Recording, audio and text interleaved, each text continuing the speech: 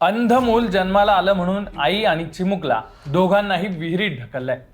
ऐकायला थोडंसं वेगळं वाटत असलं तरी ही घटना खरंच घडली आहे आणि एका नराधम बापानंच हे सगळं कृत्य केलंय. जळगाव जिल्ह्यातल्या यावल तालुक्यात ही घटना घडली आहे.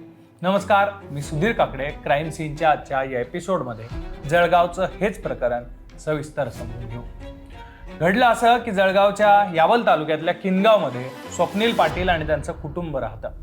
या कुटुंबातले दोघंही म्हणजे पती पत्नी म्हणजे सरस्वती पाटील आणि स्वप्नील पाटील हे दोघंही अंध आहेत.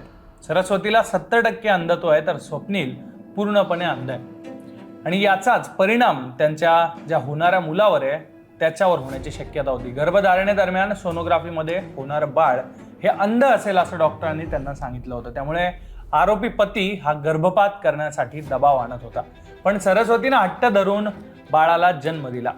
याच कारणावरून त्यांच्यात सतत वाद होत होते आणि यामुळे सरस्वती गेल्या 2.5 वर्षांपासून तिच्या माहेरी राहत होती. काही दिवसांपूर्वी सरस्वती बाळाला घेऊन सासरी आली, पण तोपर्यंत पती स्वप्नील आणि तिच्या सासूनं तिला संपवण्याचा कट आखलेला होता. ठरलेल्या कटानुसार एक दिवस पती स्वप्नील पाटील हा पत्नीला घेऊन विहिरीची पूजा करण्यासाठी शेतात गेला. यावेळेला सरस्वती यांची सासू सुद्धा तिथंच त्या विहिरीजवळ होती.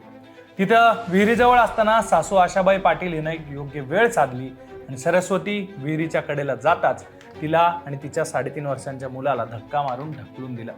विहिरीत पडल्यानंतर सरस्वती तडफडत होती आणि वरून दोघंही मायलेक तिच्या मरणाची वाट पाहत होते. पण देवतारी त्याला कोण मारे असं म्हणतात त्या पद्धतीनं सरस्वतीनं एका लाकडाच्या ओंडक्याचा आधार घेतला आणि ती बचावली. पण तिचा 3.5 वर्षांचा अंध मुलगा कृष्णा पाण्यात बुडाला आणि त्याचा तिथंच मृत्यू झाला. सुरुवातीला ही घटना एक अपघात म्हणून बघितली गेली आणि तसा बनाव या दोघे मायलेकांनी केला. विहिरीत पडल्यानं ती महिला जखमी झालेली होती. तिला तातडीनं जळगावला सिव्हिल हॉस्पिटलमध्ये उपचारासाठी दाखल करण्यात आलं. मानसिक धक्का तिला बसलेला होता, मोठा आघात तिच्यावर झालेला होता. त्यामुळे पोलिसांना तिनं कोणताही जबाब दिला नाही. त्यामुळे पोलिसांनी बाळाच्या अकस्मात मृत्यूची नोंद करून घेतली.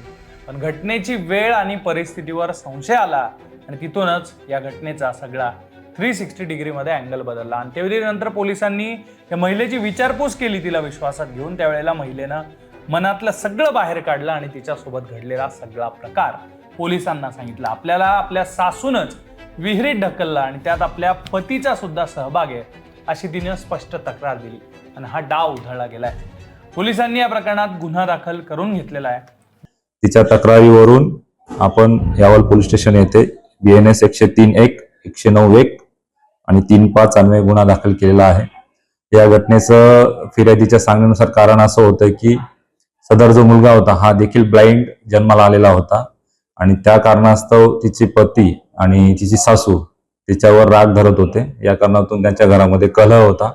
या कलहातून त्यांनी तिला धक्का देऊन जीवे ठार मारण्याचा प्रयत्न केला आणि तिच्या मुलाला विहिरीमध्ये ढकलून ठार मारलेला आहे. दोन्ही आरोपींना ताब्यात घेतलेलं आहे आणि आता पुढची कारवाई सुरू झालेली आहे. आरोपींची उलटी गिनती सुरू झालेली आहे. चिमुकला मुलगा बुडून गेलाय, त्याच्या आईचा आधार हरपलेला आहे, तिच्या मनावर आघात झालाय. स्वतः आरोपी स्वप्नील पाटील आणि त्याची आई आता तुरुंगात चढणार आहे. असं एक कुटुंब एका गुन्हेगारीच्या विचारामुळं उद्ध्वस्त झालेलं आहे. या संपूर्ण घटनेची चर्चा सध्या जळगावमध्ये सुरू आहे.